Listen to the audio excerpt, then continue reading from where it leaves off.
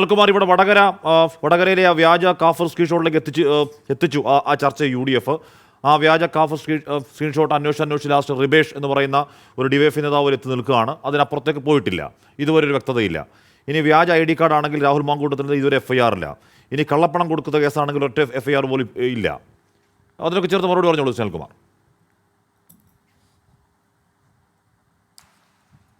അല്ല, വ്യാജ തിരിച്ചൽ കേസിലെ പ്രതിയാണല്ലോ ഫെനി നൈനാൻ. ആ മഹാനെ കുറിച്ച് തന്നെ ഇപ്പോൾ ഈ ചർച്ചയിലൊന്നും പറയാത്തത്. നീലപ്പെട്ടി നമ്മളാരും തുറന്നിട്ടില്ല. നീലപ്പെട്ടിയിൽ വസ്ത്രമാണ് ഹാഷ്മി മനസ്സിലാക്കിയോ? നീലപ്പെട്ടിയിൽ എന്നായിരുന്നു അറിയണമെങ്കിൽ നീലപ്പെട്ടി കൊണ്ട് ഓടുന്നതിന് മുമ്പ് കാണിക്കണമായിരുന്നു.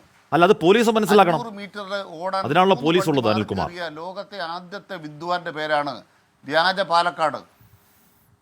ഏത് എൻ്റെ കാശ്മീർ, ഞാൻ ചർച്ച മറുപടി പറയുമ്പോൾ നിങ്ങളിങ്ങനെ ഇടപെടാവും. നിങ്ങൾക്കൊരു മാന്യതയുള്ള ആളല്ലേ? ഇത്ര നേരം ഞങ്ങൾക്കിതിരെ ഇവിടെ പ്രസംഗിച്ചല്ലോ. എന്നിട്ട് നിങ്ങൾക്ക് എന്നാ സംശയം ഉണ്ടാകാഞ്ഞേ? കുറേ കള്ളത്തരങ്ങളിലൂടെ പറഞ്ഞല്ലോ. ഞാൻ അവരെക്കുറിച്ചൊന്നും പറയുന്നില്ല. അവരെ ആരെയും ഞങ്ങൾ പാർലമെൻറ്റിലോ പാലക്കാട്ടോ സ്ഥാനാർത്ഥിയാക്കിയിട്ടില്ല. അതിനെല്ലാം നല്ല മറുപടി ഉണ്ട്. പക്ഷെ ഇന്നത്തെ രാത്രി അതിനുള്ളതല്ല. ആ പറഞ്ഞ ലിസ്റ്റിൽ നല്ല മറുപടി അവർക്കുണ്ട്. അത് ഇന്നത്തെ രാത്രി അതിനുള്ളതല്ല. അത് ഞാൻ മാറ്റി വെച്ചിരിക്കുകയാണ്, പിന്നെ കൊടുത്തോളാം. ഇപ്പം നമ്മൾ പറയുന്നത് വ്യാജനെക്കുറിച്ചാണ്, പാലക്കാട്ടെ വ്യാജനെക്കുറിച്ചാണ്. ആ വ്യാജനെ ഞങ്ങൾ പൊളിച്ചു കാണിച്ചു. ഹാഷ്മിക്ക് ഒരു സംശയം ഉണ്ടായിരുന്നില്ല. നീലപ്പെട്ടി പറഞ്ഞപ്പോൾ ആ പെട്ടി പിടിച്ചുകൊണ്ടിരുന്ന ഫെനി നൈനാൻ ഒരു കേസിൽ പ്രതിയല്ലേ? ഏത് കേസിലാണ് പ്രതി? വ്യാജ തിരിച്ചറിയൽ കാർഡ് ഉണ്ടാക്കിയ ദേശദ്രോഹി. ആ വ്യാജ തിരിച്ചറിയൽ കാർഡ് ഉണ്ടാക്കിയ ദേശദ്രോഹി കൊണ്ടുകിടന്ന പെട്ടി പിടിക്കാൻ പറ്റിയില്ല എന്നുള്ളത് കൊണ്ട് പോലീസിൻ്റെ പരാജയമാണ് എന്ന് നിങ്ങൾ പറയുമ്പോൾ, മറുഭാഗത്ത് ആ പെട്ടി കൊണ്ട് ഓടിയ വിദ്വാനാണ് പാലക്കാട്ടെ കോൺഗ്രസിൻ്റെ സ്ഥാനാർത്ഥി. അതാണ്, ആ സ്ഥാനാർത്ഥിയാണ് മത്സരിക്കുന്നത്. അതുകൊണ്ടാണ് ഈ ഇപ്പോൾ പറഞ്ഞ കുറേ പേരുകാരെ കുറിച്ച് ഞാൻ ചർച്ചയ്ക്ക് പോകാത്തത്. ആ സ്ഥാനാർത്ഥിയെ പാലക്കാട്ടെ മനുഷ്യർക്ക് തിരിച്ചറിഞ്ഞു. ആ വ്യാജനെ പാലക്കാട്ടുകാർ തിരിച്ചറിഞ്ഞു. അതിലാണ് ഞങ്ങളുടെ വിജയം. ആ വിജയമുണ്ടാകുമ്പോൾ നീലപ്പെട്ടിയിലൂടെ ഫെനി നൈനാനിലേക്കും ഫെനി നൈനാനിലൂടെ വ്യാജ സ്ഥാനാർത്ഥിയിലേക്കും ഒക്കെ എത്തിക്കഴിഞ്ഞു. ആ വ്യാജനെ പാലക്കാടിന് വേണ്ട എന്ന് ഹാഷ്മി കണ്ടിട്ടുണ്ടോ? പൂത്ത ബ്രെഡ് വ്യാജൻ, ഈ വ്യാജൻ ഉണ്ടാക്കിയത്. അതിനെ വിട്ടുപോയത് പറയാൻ, ഇദ്ദേഹം പറയാൻ വിട്ടുപോയത് എന്താ? പൂത്ത ബ്രെഡ്. വയനാട്ടിൽ സർക്കാർ അവിടുത്തെ ദുരിതാശ്വാസ ക്യാമ്പിൽ ബ്രെഡ് വിതരണം ചെയ്തിട്ടില്ല. പക്ഷേ ഈ പാലക്കാട്ടെ കോൺഗ്രസ് സ്ഥാനാർത്ഥിയുടെ ഇടയിൽ പൂത്ത ബ്രെഡ് എവിടുന്ന് വന്നു? അത്രയും നിന്ദ്യനും നികൃഷ്ടനും ഒരു തരത്തിലും നമ്മുടെ സമൂഹത്തിനകത്ത് വിശ്വസിക്കാൻ കൊള്ളാത്ത ഒരാളെ പാലക്കാട്ടെ നിഷ്കളങ്കരായ മനുഷ്യർ വിശ്വസിക്കില്ല. ഇതാണ് ഞങ്ങളുടെ ആത്മവിശ്വാസം. ഇനി എന്താ ഇവർക്ക് പൊള്ളാൻ കാരണം? ഞങ്ങൾ ഈ കോലാഹലം നടത്തുമ്പോൾ ഞാൻ ആദ്യം ഈ ചർച്ച പറഞ്ഞു, BJPക്കെതിരായ ഞങ്ങളുടെ യുദ്ധം ശക്തമാണ് എന്നതുകൊണ്ടാണ്. BJPക്ക് ഒത്തിരി കലഹമുണ്ടായപ്പോൾ കോൺഗ്രസ് മിണ്ടാതിരുന്നു. ഞങ്ങൾ ശബ്ദിച്ചു. ഞങ്ങൾ പറഞ്ഞ കാര്യങ്ങൾ ഞങ്ങൾക്കെതിരെ നിങ്ങൾ ഉപയോഗിക്കുന്നുണ്ട്. കൊള്ളാം. AK ബാലൻ പറഞ്ഞതും അതുപോലെ തന്നെ ഞങ്ങളുടെ നേതാക്കന്മാർ പറഞ്ഞതിലെ അറ്റവും മുറിയെടുത്തിട്ട് ഞങ്ങൾക്കെതിരെ നിങ്ങൾ ഉപയോഗിച്ചു, മാധ്യമങ്ങൾ ഉപയോഗിച്ചു. കൊള്ളാം. പക്ഷെ ഞങ്ങളുടെ ലക്ഷ്യം എന്തായിരുന്നു? ഞങ്ങളുടെ ആത്യന്തിക ലക്ഷ്യം BJPയെ പൊളിക്കലായിരുന്നു. BJPക്കകത്തുള്ള ഭിന്നിപ്പിനെ ശക്തിപ്പെടുത്തിയത് ഞങ്ങളാണ്. അതിന് ഞങ്ങളോട് കടപ്പെട്ടിരിക്കുന്നു. ആരും ആ സർജിക്കൽ സ്ട്രൈക്ക് ഞങ്ങളുടെ ചങ്കത്താന്ന് പറഞ്ഞതിനാണ് തിരിച്ചു കൊടുത്തത്. അത് മനസ്സിലാക്കണം. മിനിഞ്ഞാന്ന് ഈ പരിപാടി നടത്തിയിട്ടത് BJPക്കെതിരെയുള്ള സർജിക്കൽ സ്ട്രൈക്ക് എന്നല്ല, CPMനെതിരെയുള്ള സ്ട്രൈക്ക് എന്നാണ് ചില ആളുകൾ പറഞ്ഞത്, മാധ്യമങ്ങളിൽ അവതരിപ്പിച്ചത്. അപ്പം എന്നാൽ നിങ്ങളൊക്കെ പിടിച്ചോ, ട്രോഫി നിങ്ങളെടുത്തോ. സന്ദീപ് വാര്യരെ നിങ്ങൾ കൊണ്ടുപോയിട്ടുണ്ടെങ്കിൽ എന്താണ് ആ സാധനം? അത് മാൻഡ്രേക്കിൻ്റെ ആ തല പോലെ നിങ്ങൾ കൊണ്ടു കിടക്കുന്ന സാധനം നിങ്ങൾക്ക് പാരയാണ് എന്ന കാര്യം ബോധ്യപ്പെടുത്താനാണ് ഈ പരസ്യം വന്നത്. അത് നിങ്ങൾക്ക് മാത്രമല്ലല്ലോ. ഇവിടെ ബഹുമാനപ്പെട്ട ജിൻഡോ പറഞ്ഞപ്പോൾ ഒരു മതേതരത്വമൊക്കെ പറഞ്ഞു. എനിക്ക് തീരെ മനസ്സിലായില്ല. പാലക്കാട്ട് വെട്ടിക്കൊലപാതകങ്ങൾ, ഒരു ഭാഗത്ത് RSS, മറുഭാഗത്ത് SDPI, നിരോധിക്കപ്പെട്ട പോപ്പുലർ ഫ്രണ്ടിൻ്റെ രാഷ്ട്രീയ പാർട്ടിയായ SDPI, ഇനിയും നിരോധിക്കാത്ത ഗാന്ധി ഹത്യയിൽ നിരോധിക്കപ്പെട്ട RSSൻ്റെ രാഷ്ട്രീയ പാർട്ടിയായ BJP. രണ്ട് കൂട്ടരും തമ്മിൽ മത്സരം. SDPയുടെ വോട്ട് വേണോ വേണ്ടയോ? 1000 തവണ ചോദിച്ചാലും SDPയുടെ വോട്ട് വേണ്ട എന്ന് കോൺഗ്രസ് സ്ഥാനാർത്ഥി പറയില്ല, സതീശൻ പറയില്ല, കോൺഗ്രസ്സുകാർ പറയില്ല. എന്താ പറയാത്ത കാര്യം? ഞാൻ ചോദിക്കുന്നത് പോട്ടെ, നിങ്ങളാരും പറയണ്ട. നാളെ രാവിലെ 10 മണിക്കകം സന്ദീപ് വാര്യരെ കൊണ്ട് SDPക്കെതിരെ പ്രസ്താവന നടത്തിക്കാവും. ഞാൻ ഈ ചാനൽ ചർച്ചയിൽ വെല്ലുവിളിക്കുന്നു കോൺഗ്രസ് പകുതിയെ. നിങ്ങൾ നാളെ ഗാന്ധി പ്രതിമ മാലയിടാൻ പൊക്കൂ. ഓർപ്പിച്ചതിന് നന്ദി പറഞ്ഞു. നിങ്ങൾ ഗാന്ധി പ്രതിമ പോകും മുമ്പേ ആ കുന്തിരിക്കം കരുതിക്കോ, അവലും മല്ലും കരുതിക്കോ, നിങ്ങളുടെ കാലമ വരുന്നുണ്ടെന്ന് ഇവിടെ മുദ്രാവാക്യം വിളിച്ചല്ലോ ഈ ആലപ്പുഴയിൽ. സഖാവ് പിണറായി വിജയൻ്റെ പോലീസ് അകത്തിട്ടപ്പോൾ പറഞ്ഞെന്താണ്? സംഘി വിജയൻ, പിണറായി വിജയൻ സംഘി വിജയനാണ് വിളിക്കുന്ന. SDPI ആ SDP-യുടെ വോട്ട് അമൃത് പോലെ വിഴുങ്ങാൻ വരുന്ന ആ SDP-യും അതിനോടൊപ്പം നിൽക്കുന്ന ജമാഅത്തെ ഇസ്ലാമിക്ക് ഞങ്ങൾ കൊടുത്ത ട്രോഫിയാണ് പരസ്യം. നിങ്ങൾ ചുമന്നുകൊണ്ട് കിടക്കുന്ന ഇന്നത്തെ കോൺഗ്രസിൻ്റെ കൂടെ നിങ്ങൾ ചുമന്നുകൊണ്ട് കിടക്കുന്ന സാധനം എന്ത്? അതുകൊണ്ട് സന്ദീപ് വാര്യരെ വെല്ലുവിളിക്കുന്നത് നാളെ SDP-യെ തള്ളി പറയുമോ? മിണ്ടില്ല സന്ദീപ് വാര്യർ. സന്ദീപ് വാര്യരുടെ നാക്കിറങ്ങിപ്പോയി. സന്ദീപ് വാര്യരുടെ നാക്കിറങ്ങിപ്പോകാൻ കാരണം എന്താണ്? വർഗീയതയുടെ വിഷം തുപ്പുമ്പോൾ നിങ്ങൾ BJP-യെ തള്ളിപ്പറഞ്ഞു എന്ന് പറയുമ്പോൾ, സ്നേഹത്തിൻ്റെ കടയിലേക്ക് വന്നു എന്ന് പറയുമ്പോൾ, ആ സ്നേഹത്തിൻ്റെ കടയുടെ നടത്തിപ്പുകാരൻ ഇന്ന് SDP-യാ. പാലക്കാട്ടെ കോൺഗ്രസിൻ്റെ കടയുടെ നടത്തിപ്പുകാരൻ SDP-യാണ്. ആ SDP-ക്കാരൻ ഇരിക്കുന്ന സ്നേഹത്തിൻ്റെ കടയിലാണ് സന്ദീപ് വാര്യർ ചെന്നുപെട്ടത്. അവിടെയാണ് കണ്ണാടിയിൽ ഒരാളെ വെട്ടിക്കൊന്നത് SDP-ഐ. മറുഭാഗത്ത് അപ്ര കൊലപാതകം, ഇപ്ര കൊലപാതകം, എത്ര കൊലപാതകം RSS SDP-യും കൂടെ നടത്തി. അവിടെ സമാധാനം ഉണ്ടാക്കാനാണ് ഞങ്ങളുടെ പരിപാടി. പാലക്കാട്ടുകാർക്ക് സമാധാനം വേണോ? വേണമെങ്കിൽ SDP-ഐ മുന്നണിയെ തകർക്കണം, ജമാഅത്തെ ഇസ്ലാമി മുന്നണിയെ തോപ്പിക്കണം. അതിന് പാലക്കാട്ടുകാരെ ഞങ്ങൾ വോട്ട് ചെയ്യണമെന്ന് പറയുന്ന വർഗീയതയാണോ?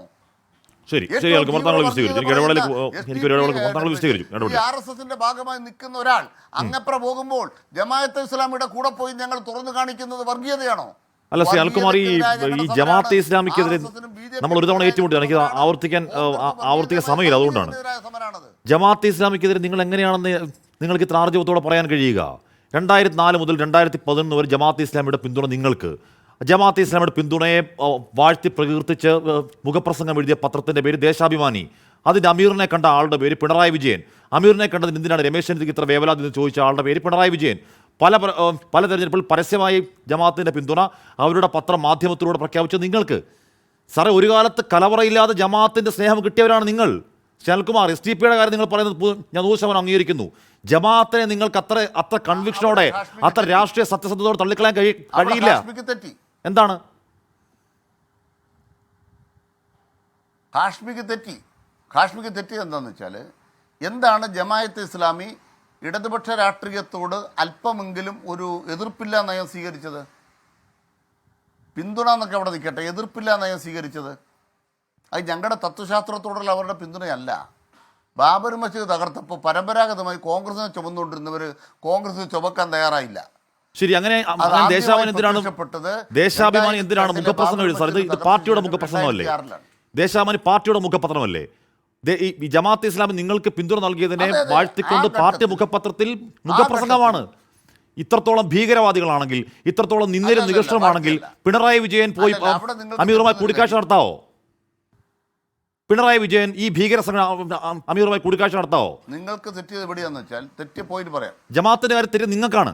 SDP ഞാൻ അങ്ങേക്ക് സമ്മതിക്കുന്നു. തെറ്റിയത് എവിടെയെന്ന് വെച്ചാൽ, ബാബറി മസ്ജിദ് നിങ്ങൾക്ക് തെറ്റി എന്ന് വെച്ചാൽ, ബാബറി മസ്ജിദ് പൊളിച്ചത് ജാംബവാന്റെ കാലത്താണെന്നാണ് കോൺഗ്രസ്സുകാർ പറയുന്നത്. ഈ ജാംബവാന്റെ കാലത്തേക്ക് ബാബറി മസ്ജിദ് പൊളിച്ചതെന്ന് പറയുമ്പോൾ നരസിംഹറാവുവിൻ്റെ കാലത്താണ് പൊളിച്ചത്. അതിന് ബാബറി മസ്ജിദിൽ വിഗ്രഹം വെക്കാൻ ഇടം കൊടുത്തത് ഏത് കാലത്താണ്? ഗോവിന്ദ വല്ലഭ് പന്ത് ഉത്തർപ്രദേശ് മുഖ്യമന്ത്രി. അവിടെ ആദ്യമായിട്ട് തുറന്നു കൊടുത്തത് 2006 രാജീവ് ഗാന്ധിയുടെ ഭരണം. 1886 രാജീവ് ഗാന്ധി ഭരിക്കുമ്പോൾ അവിടെ ശിലാപൂജ നടത്താൻ 1880 ജമാഅത്തെ ഇസ്ലാമിയും CPM തമ്മിലുള്ള ഭൂതകാല ബാന്ധവങ്ങളെ പറ്റി പറയുമ്പോഴേക്കും ബാബറിയിലേക്ക് പോയിട്ട് കാര്യമില്ല. ഇതിനൊക്കെ രേഖാപരമായ തെളിവുകളുള്ളതാണ്. ഈ പിണറായി വിജയൻ ജമാഅത്തിന് അമീറുമായി കൂടിക്കാഴ്ച നടത്തിയിട്ടില്ലെന്ന് പറയുമോ ശ്രീ കെ അനിൽകുമാർ? ഈ ജമാഅത്തെ ഇസ്ലാമിക്ക് അനുകൂലമായി അതിന്റെ മുഖപത്രത്തിൽ എഴുതിയിട്ടില്ല മുഖപ്രസംഗം എന്ന് പറയുമോ ശ്രീ കെ അനിൽകുമാർ? ജമാഅത്തെ ഇസ്ലാം പ്രഖ്യാപിച്ച പരസ്യ പിന്തുണ വോട്ട് വാങ്ങിയിട്ടില്ല എന്ന് പറയുമോ CPM? ഇതൊന്നും ഒരുപാട് നാൾ മുമ്പല്ലേ എന്ന് പറഞ്ഞാൽ അവിടെ ഒന്നാം മോദി സർക്കാർ അധികാരം ഏൽക്കുന്നത് വരെ എനിക്കറിയുന്ന കാര്യം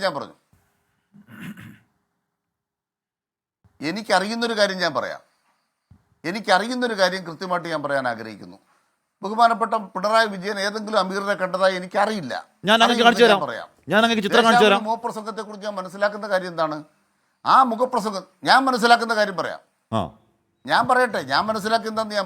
ഞാൻ മനസ്സിലാക്കുന്നത് ബാബറി മസ്ജിദ് പൊളിച്ചു വീഴ്ത്തിയിട്ടും അതിന് കൂട്ടുകുന്ന കോൺഗ്രസിന്റെ നയത്തെ മറന്ന് അധികാരത്തിന്റെ കസേരയിൽ അമർന്നിരുന്ന ലീഗിനെ വിമർശിച്ചുകൊണ്ട് ജമാഅത്തെ ഇസ്ലാമി നിലപാട് സ്വീകരിച്ചു. തെരഞ്ഞെടുപ്പ് ശ്രദ്ധേയമായ 2 തീരുമാനങ്ങൾ അല്ല, ബാബറി ഒന്നുമല്ല. തെരഞ്ഞെടുപ്പിൽ ശ്രദ്ധേയമായ 2 തീരുമാനങ്ങൾ എന്നാണ് ദേശാഭിമാനിയുടെ മുഖപ്രസംഗം. ശ്രീ അനിൽകുമാർ, ഒരു ബാബറി മസ്ജിദിന്റെ കാര്യം പറയുന്നില്ല കാര്യത്തിൽ. അത് ഇലക്ഷനിൽ CPM കൊടുത്ത പിന്തുണയെ വാഴ്ത്തിപ്പാടുകയാണ്. ഇന്ന് മുഖ്യമന്ത്രി പിണറായി വിജയൻ പറയുന്നത് ആഗോള ഭീകര സംഘടനയാണ് ജമാഅത്തെ ഇസ്ലാമി. ആഗോള ഭീകര സംഘടനയുടെ അമീറിനെ കൂടിക്കാഴ്ച കണ്ടിട്ടുണ്ട് പിണറായി വിജയൻ. അങ്ങേക്ക് അറിയില്ലെങ്കിൽ എനിക്കറിയാം, ഞാൻ അയച്ചു തരാം, ചിത്രം അയച്ചു തരാം. SDP-യുടെ കാര്യം നിങ്ങൾ ആർജവത്തോട് പറയൂ, നിങ്ങൾക്ക് പറയാനുള്ള അവകാശമുണ്ട്. ഇപ്പൊ കോട്ടാങ്ങൽ ഒരു പഞ്ചായത്ത് അവരുടെ നിങ്ങൾ ഭരിക്കുന്നു, കാര്യം ശരി, പക്ഷെ നിങ്ങൾ പറയാനുള്ള അവകാശമുണ്ട്. ജമാഅത്തിന്റെ കാര്യത്തിൽ ശൽക്കുമാർ നിങ്ങൾക്ക് പറയാനുള്ള അവകാശം ഇല്ലെന്നേ. നിങ്ങൾ യഥേഷ്ടം കലവറയില്ലാതെ ജമാഅത്തിന്റെ സ്നേഹം വാങ്ങിയവരാണ്.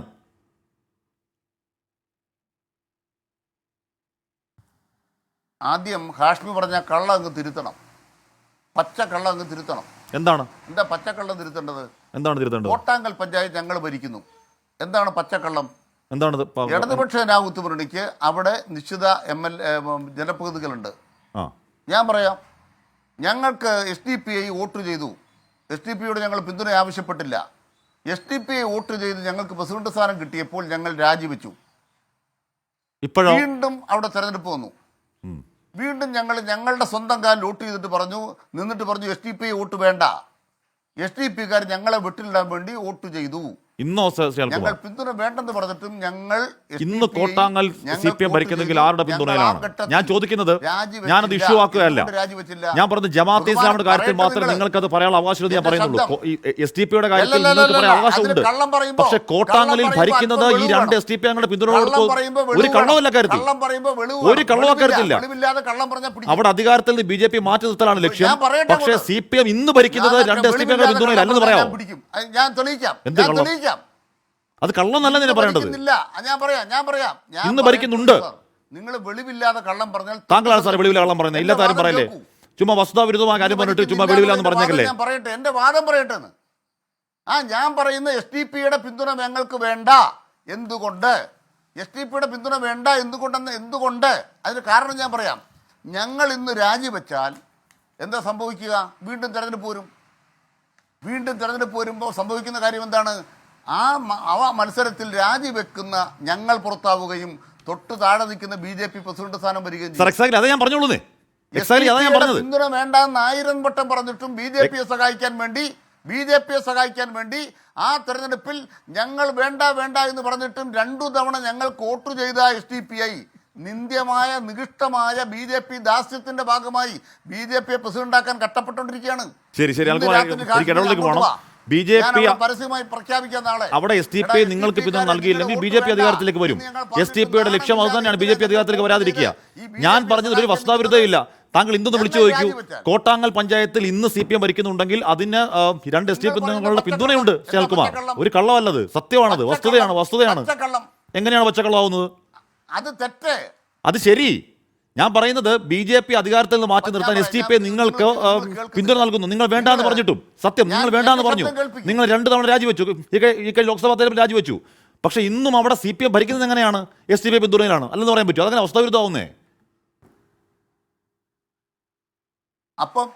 അപ്പം ഹാഷ്മിക്ക് വെളിവ് കിട്ടിയല്ലോ, ഇപ്പം ബോധം വന്നല്ലോ.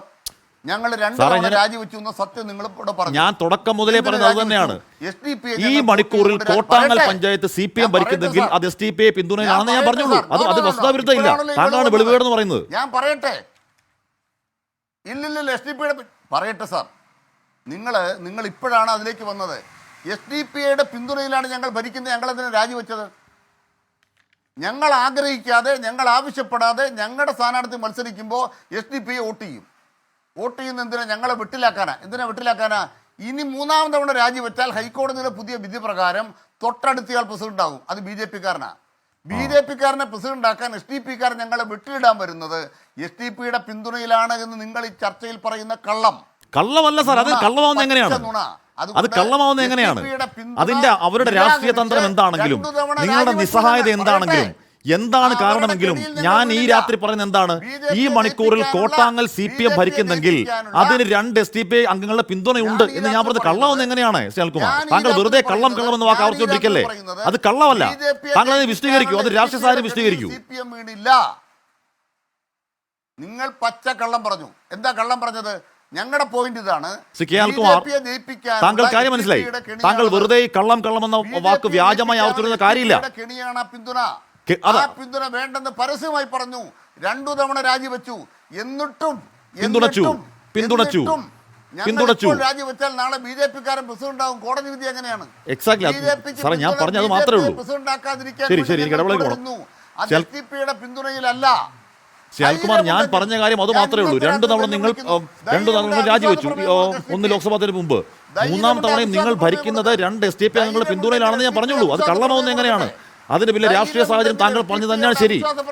അതിന്റെ പിന്നിലെ രാഷ്ട്രീയ സാഹചര്യം BJP അധികാരത്തിലേക്ക് എത്താതിരിക്കാൻ SDP നിങ്ങൾക്ക് പിന്തുണ തരുന്നു, സത്യമാണത്. പക്ഷെ ഭരിക്കുന്നതിൽ ഈ പിന്തുണ ഉണ്ടെന്ന് ഞാൻ പറഞ്ഞുള്ളൂ. അത് കള്ളമെന്ന് പറയല്ലേ സാർ? കള്ളമെന്ന് പറയല്ലേ? അവിടെ ഭരിക്കുന്നുവെങ്കിൽ, അവിടെ നിലവിൽ CPM ഭരിക്കുന്നുവെങ്കിൽ അതിന് 2 SDP പിന്തുണയുണ്ട്. അത് കള്ളമല്ല, സത്യമാണ്. അതങ്ങനെ കള്ളം എന്ന് പറഞ്ഞാൽ എങ്ങനെയാ? അത് കള്ളമാവോ? ശരി ശരി ശരി, അത് കാണുന്നവർക്ക് മനസ്സിലായി ശ്രീകുമാർ. അത് കാണുന്നവർക്ക് മനസ്സിലായി ശ്രീകുമാർ. ഈ മണിക്കൂറിൽ കോട്ടാങ്ങൽ പഞ്ചായത്ത് CPM ഭരിക്കുന്നത് 2 SDP അംഗങ്ങളുടെ പിന്തുണയോടാണ്. ഞാൻ ഉത്തരബോധ്യത്തിൽ പറയുന്നതല്ലേ. ഇനി കോട്ടാങ്ങൽ പഞ്ചായത്തിനെ പറ്റി പറയാം. അഭിമന്യു വധക്കേസിലെ പ്രതിയുടെ പഞ്ചായത്താണ് കേട്ടോ. അഭിമന്യു വധക്കേസിലെ പ്രതിയുടെ പഞ്ചായത്ത് കൂടിയാണ് ശ്രീകുമാർ.